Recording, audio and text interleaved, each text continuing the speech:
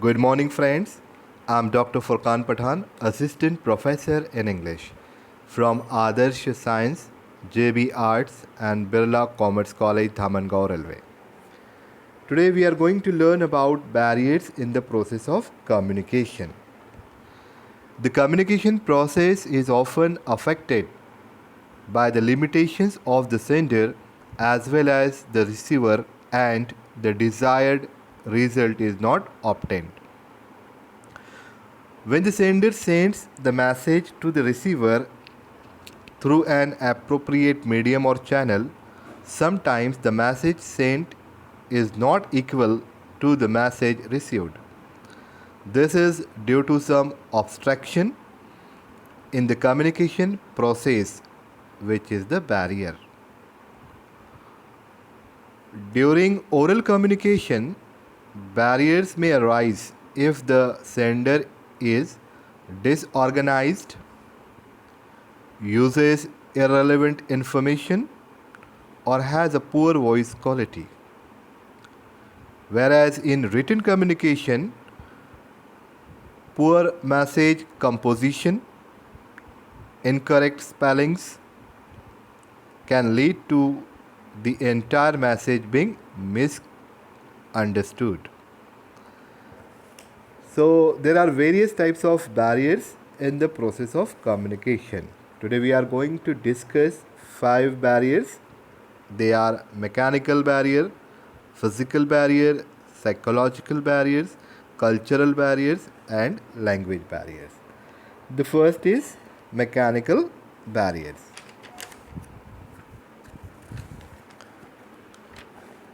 If the instruments or devices used in communication are defective, then communication will not take place as desired.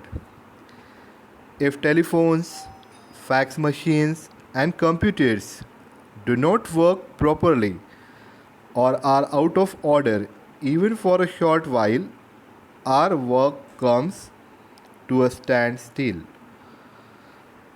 Disturbances caused in the physical transmission of the message, poor picture quality on television can be examples of mechanical barriers. Second is physical barriers. Location, environment, time, and distance are physical condition, and the medium we choose to communicate can create obstacle in the process of communication. It may be noise, distance, physical stress, etc. The third is psychological barrier. Emotions and attitudes of people affect the sending and receiving of the messages, creating psychological barriers. Each one of us has a unique personality which is shaped by our background, upbringing, and past experiences. The system of values and standards defines our action, thought process, and this in turn affects the way we communicate. Sometimes closed mindedness, lack of attention, uncleared or unclarified assumptions also act as psychological barriers. Now, the next is cultural barriers.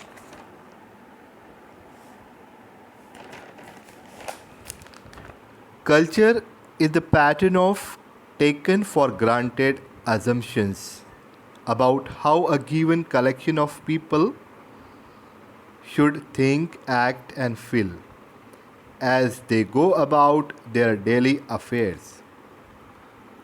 Culture is all socially transmitted behavior, arts, languages, signs, symbols, ideas, beliefs, norms, traditions, rituals, etc., which is learned and sharpened in a particular social group of the same nationality, religion, etc. Culture is handed down from one generation to another. It gives people their way of seeing the world and interpreting life. A single culture has many subcultures. The way you communicate is affected by the culture you were brought up in. The opposite is also true. Culture is, to a large extent, determined by the way we communicate. And the last one is language barrier. Language barrier also important to learn in order to make our communication effective. When we communicate, our main intention is to understand and be understood. Language is a tool used in communication to convey meaning, but language also acts as a barrier in the process of communication. Words are mere symbols and mean more than one thing. Our use of language also depends on our background, culture, experience, attitude, and location. Words can mean different things to different people. Sometimes the usage can be faulty, leading to misunderstanding of message. So in this way, these all five barriers are nothing but the obstruction in the process of communication. So here are some pictures of barriers by which we can understand barriers to communication easily. I hope all of you understand it very well. Thank you. Thank you very much for watching this video.